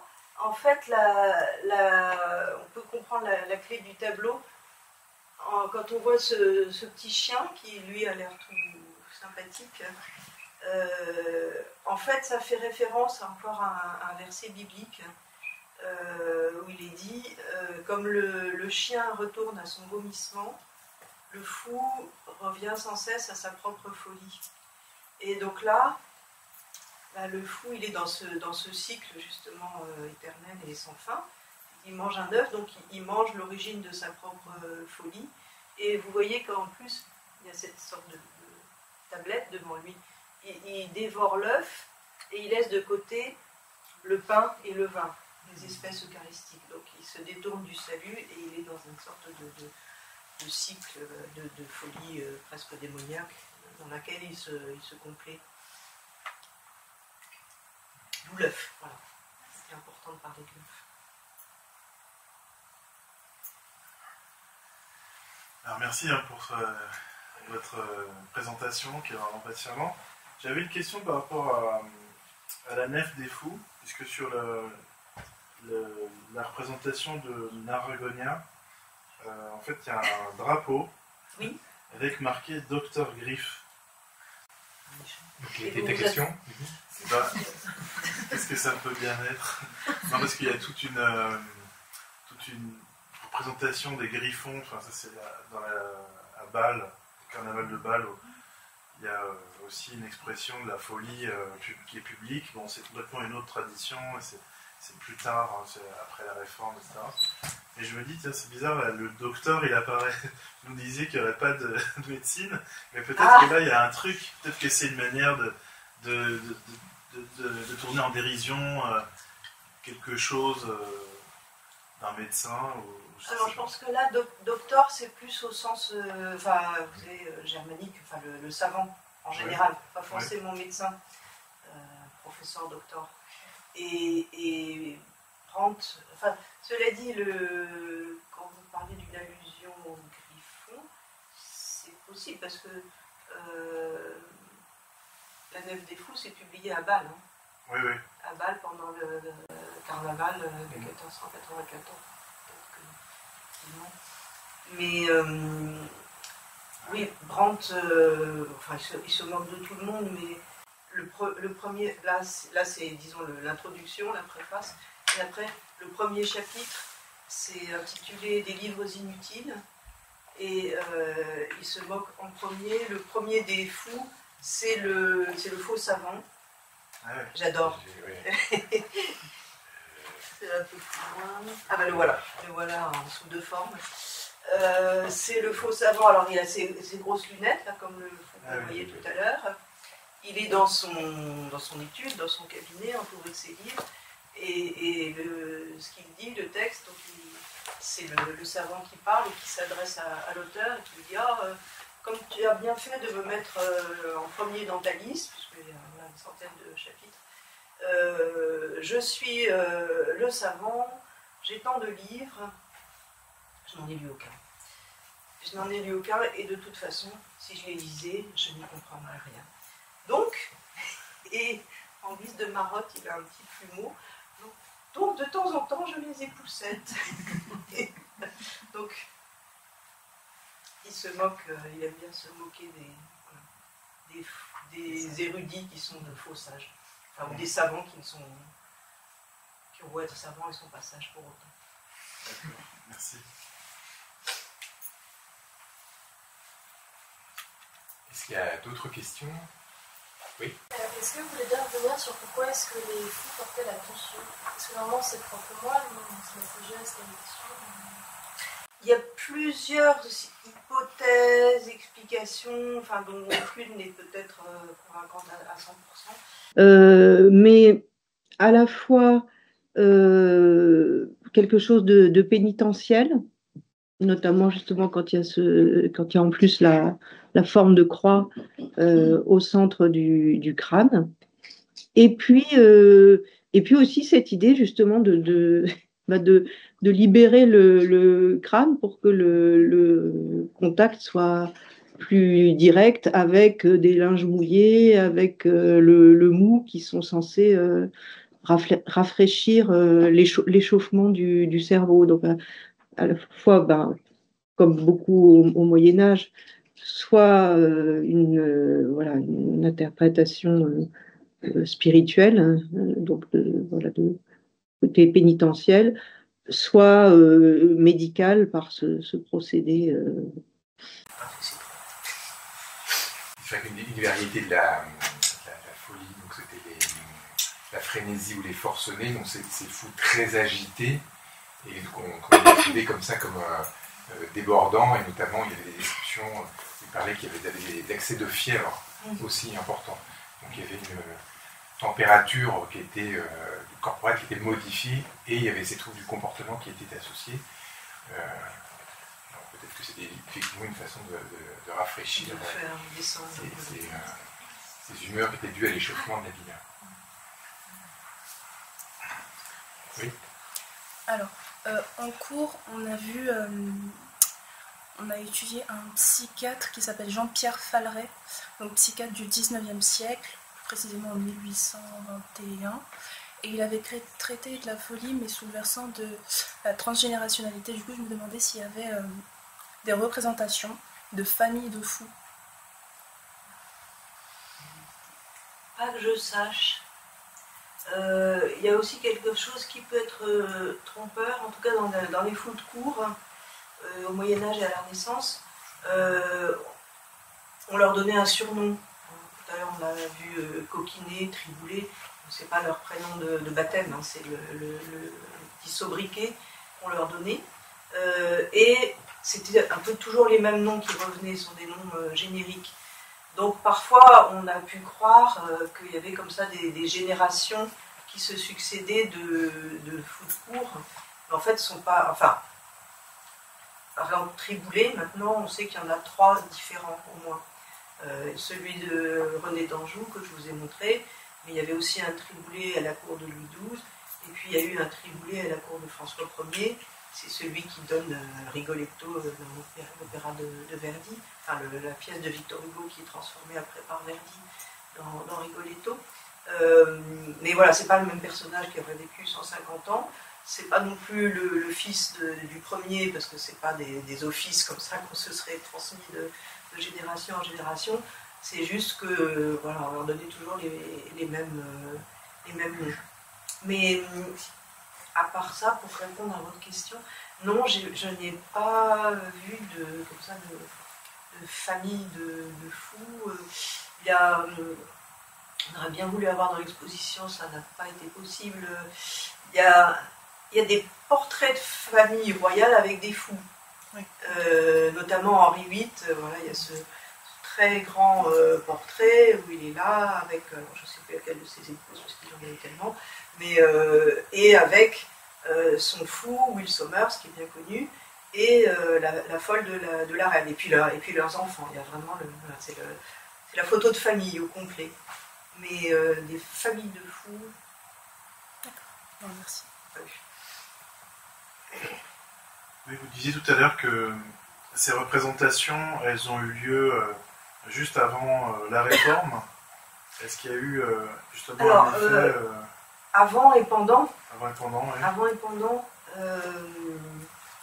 Alors, pas mal avant, parce que justement le fou, dans le sens où il est toujours ambivalent, où il est un moraliste qui dénonce les folies de la société, où il incarne lui-même ses folies, c'est tantôt l'un, tantôt l'autre, mais donc il a vraiment été beaucoup finalement le véhicule pour les critiques, pour les demandes de réforme de la société, de l'Église, donc avant la Réforme, et alors pendant... tout autant parce que justement il servait d'arme. Là on a des gravures issues du milieu catholique où on va représenter les luthériens comme des fous, et puis les luthériens en font autant et représenter les catholiques comme des fous. On va montrer ces médailles, enfin des médailles qui sont issues du milieu protestant, où elles sont bifaces selon la façon dont vous les tournez. D'un côté, vous voyez le pape, et de l'autre, vous voyez une tête de fou. Ou d'un côté, vous voyez un cardinal, de l'autre, une tête de fou, sur la façon dont vous tournez la médaille. Donc, voilà, c'était l'adversaire, c'est lui le fou. Le fou, c'est l'autre. Et donc tout ça jusqu'à la contre-réforme, vous disiez tout à l'heure? En gros, oui. En fait, on s'est aperçu en rassemblant toutes ces œuvres qu'il y a, je dirais, presque une sorte de pic, voilà, entre 1500 et 1550. Ces fous prolifèrent, on les voit sur les gravures, mais aussi sur des objets du quotidien. Voilà, on avait des moules en terre cuite qui servaient peut-être à faire des gâteaux. On voit cette histoire de tête qui change suivant le côté où on la regarde. On en avait sur des carreaux de poils, aussi germaniques, strasbourgeois. Enfin, voilà, tous les éléments du décor se mettent à être peuplés de fous. Et puis voilà, si on passe les années 1570, 80, bah, ça s'effiloche, on n'a plus beaucoup. On voit que il n'y a plus ce besoin ou cette facilité de passer par la représentation de ce personnage pour faire passer des idées, pour faire rire. Et ça, bah oui, il me semble que d'un côté, enfin bon, la réforme aussi, hein, la réforme, vous avez plus de carême, vous avez plus de carnaval. Vous avez plus de carnaval, vous avez beaucoup moins de fous. Et donc vous avez d'un côté la réforme qui effectivement supprime pas mal de ces fêtes urbaines, carnavalesques, et la contre-réforme, qui dans son genre en fait autant. Et c'est vraiment au moment de la contre-réforme qu'on a supprimé les fêtes des fous dans les églises. là, ça a été radical, alors que c'est plusieurs siècles qu'on essayait et que ça ne marchait pas. Là, ça a été fini. Après, ça dépend aussi un peu des pays et des régions en Europe, mais c'est vrai que par rapport justement à tout ce qui est fête urbaine, etc., l'arrivée de l'absolutisme en France aussi, c'est moins favorable. Et du coup, voilà, le fou disparaît de l'univers visuel et des pratiques festives, de sociabilité urbaine.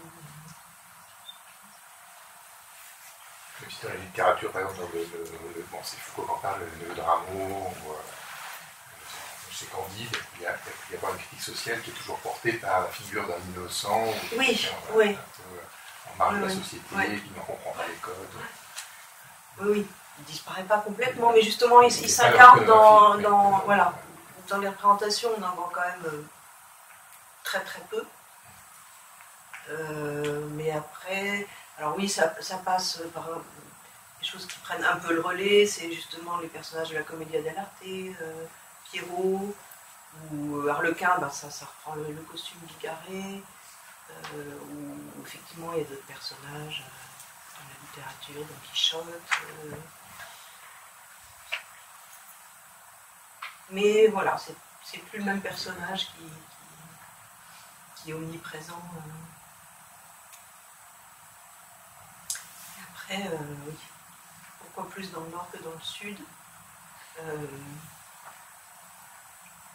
c'est pas évident. Enfin, il y a quand même beaucoup dans la diffusion le rôle de Brandt, de Sébastien Brandt et de les gravures qui ont illustré l'ouvrage. La Nef des Fous, bon, on connaît le terme, mais en tout cas en France, c'est pas quelque chose c'est pas un ouvrage extrêmement connu. Or, à l'époque, la première édition en allemand, donc c'est en 1494, ça a eu tout de suite un succès énorme, qui fait qu'il y a eu des traductions. Alors c'est drôle, c'était écrit en allemand, ça a été traduit en latin, pour pouvoir être et dans à peu près toutes les langues européennes et avec des éditions successives à chaque fois, qui fait qu'autour de 1500, La Nef des Fous, c'est le deuxième ouvrage le plus lu en Occident. Bon, le premier, vous vous en doutez, c'est la Bible. Et après la Bible, c'est La Nef des Fous. Donc ça a vraiment imprégné les mentalités. Et c'est vrai qu'on voit quand même cette omniprésence des fous, un peu, je dirais, le long de l'axe rhénan. Il y a depuis les Pays-Bas jusqu'à l'espace germanique, c'est vraiment l'endroit où on a le plus de ces représentations, aussi en France, en Angleterre, mais moins dans les pays méditerranéens. Ça reste une enquête à mener. Pourquoi? Très bien, écoutez, merci beaucoup encore. S'il y a d'autres questions, alors on va s'arrêter là. Et on se retrouve, donc je crois c'est le 6 mai, avec Yann Kroos qui nous fera une conférence sur l'histoire des psychoses infantiles. Donc là on reviendra au 19e siècle. Et il y aura sûrement moins de représentations aussi. Voilà. Merci beaucoup encore.